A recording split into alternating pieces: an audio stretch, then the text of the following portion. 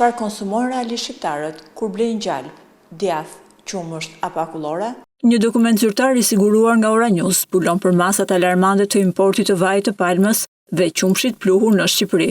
Sipas Drejtorisë së Përgjithshme të Doganave në Shqipëri, nga viti 2020 deri në prill të vitit 2026, janë importuar mbi 16.8 milion kilogram vaj palme dhe rreth 7 milion kilogram qumësht pluhur. Nëse deri më sot ka patur tentativa për të justifikuar këto importe masive me industrinë e sapunëve apo kozmetikës, kodet tarifore të zbardhura tashmë fshin çdo alibi e gjithë kjo sasi ka përfunduar në stomakun e shqiptarëve për konsum njerëzor. Dy vendet kryesore nga importohet më shumë vaj palmës janë Indonezia dhe Malezia. Varësia në rritje e industrisë ushqimore nga kjo lëndë e parë e lirë është qetësuese.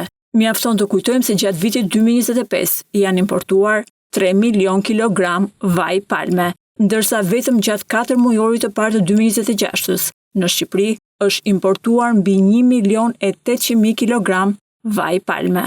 Ky produkt, i njohur për koson e tij, jashtëzakonisht të ulët dhe efektet e debatueshme mbi shëndetin kardiovaskular, përdoret masivisht si zëvendësues i yndyrës shtazore në produktet e qumshit dhe ëmbëlsirat tona të përditshme. Por nga ana tjetër, për qumshin pluhur, burimi kryesor i importit rezulton Ukraina me më shumë se 2.6 milion kilogram. Dogana shqiptare ka zgjedhur të fshehë emrat e 10 kompanive kryesore që importojnë këto produkte në vendin tonë, duke ngritur dyshime për mbrojtjen e interesave të oligarkëve të bulmetit, të cilët mund ta përdorin këtë vaj pa e deklaruar në etiketë. Dogana shqiptare nuk i përgjigj as pyetjes nëse ka evidentuar raste konkrete të mashtrimit me vajin e palmës dhe qumshin pluhur.